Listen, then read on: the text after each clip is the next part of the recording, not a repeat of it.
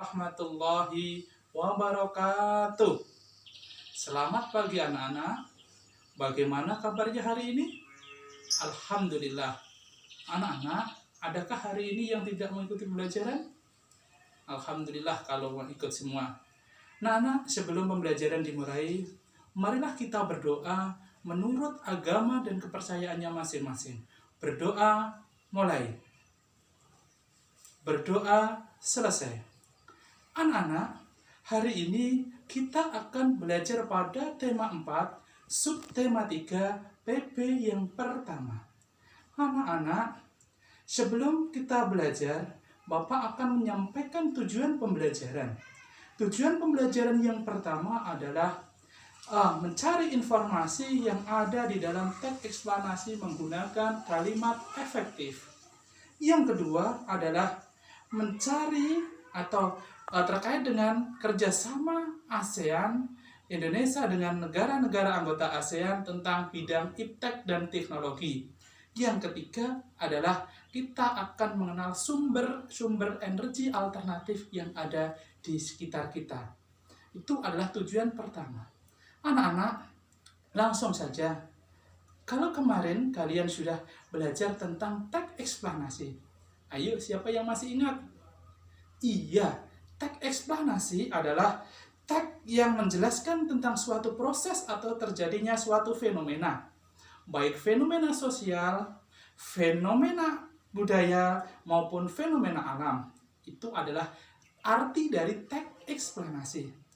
Lalu teks eksplanasi itu terdiri dari pernyataan umum, deret penjelas, dan apa anak-anak? Kesimpulan. Betul. Anak-anak, di sini nanti Bapak akan menjelaskan bagaimana kita mencari kalimat penting yang atau informasi menggunakan kalimat efektif. Anak-anak, apa itu kalimat efektif? Kalimat efektif adalah kalimat yang sesuai dengan ejaan bahasa Indonesia. Oleh karena itu, nanti kita saksikan, kita lihat, dan akan memberikan contoh Bapak terkait kalimat efektif dan kalimat tidak efektif. Ini contoh kalimat efektif.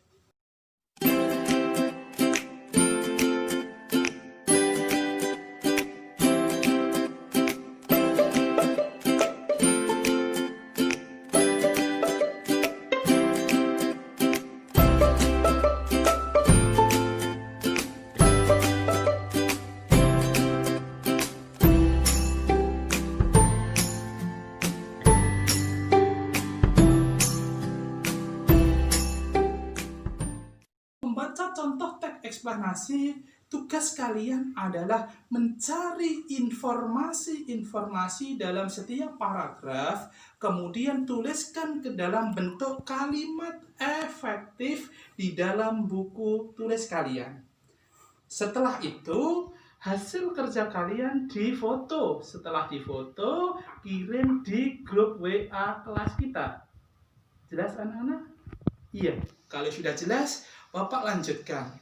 Setelah ini, dan melihat dari teks eksplanasi tadi, ayo kita berdiskusi di dalam grup untuk mencari informasi terkait bentuk-bentuk kerjasama antara Indonesia dengan negara-negara anggota ASEAN di bidang teknologi.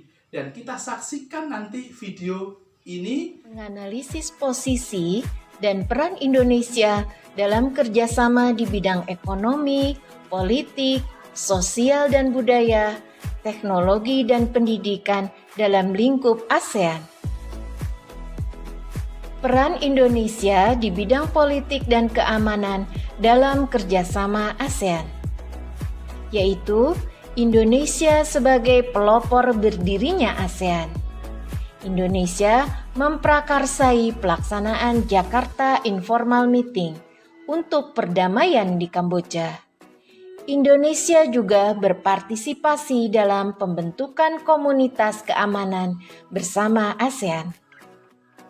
Setelah anak-anak menyaksikan video tadi, tuangkanlah apa yang kalian lihat di dalam video tadi, di dalam diagram tersebut, sesuai dengan hasil diskusi tentang kerjasama Indonesia dengan negara-negara anggota ASEAN di bidang teknologi. Kalau sudah dituliskan di dalam diagram, nanti hasil diskusinya difoto, dikirim di grup WA. Saya tunggu sampai jam 11. Oke, anak-anak? Jelas? Iya, kalau sudah jelas.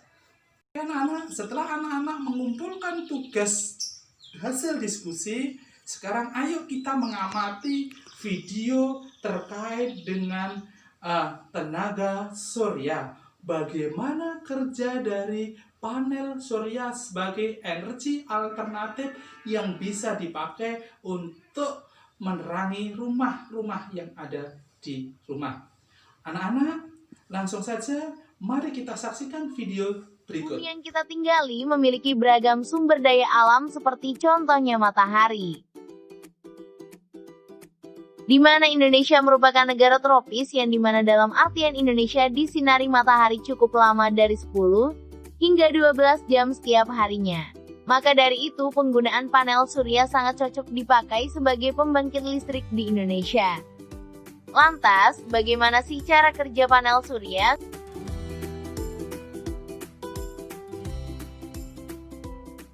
Secara sederhananya, matahari membiaskan cahayanya dan kemudian cahaya tersebut akan diterima oleh panel surya melalui sel-sel surya sehingga akan menghasilkan tegangan listrik direct current atau sejajar.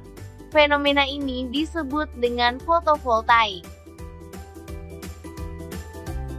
Setelah anak-anak menuliskan sistematis dari proses kerjanya dari panel surya, di sini Bapak juga ada video lagi tentang bagaimana kita menggunakan energi alternatif dari bahan kentang.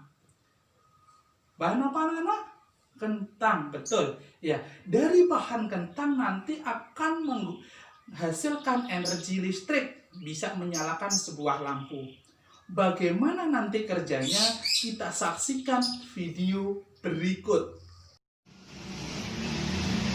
Baik, kita mulai langkah percobaannya. Pertama, tancapkan lempengan seng ke kentang. Lalu uang 500-an yang terbuat dari logam tancapkan ke kentang. Baik, langkah selanjutnya yaitu sambungkan kabel dari lempengan seng ke uang logam. Begitupun seterusnya. Langkah selanjutnya, sambungkan kabel dari kentang tersebut ke lampu LED yang kecil.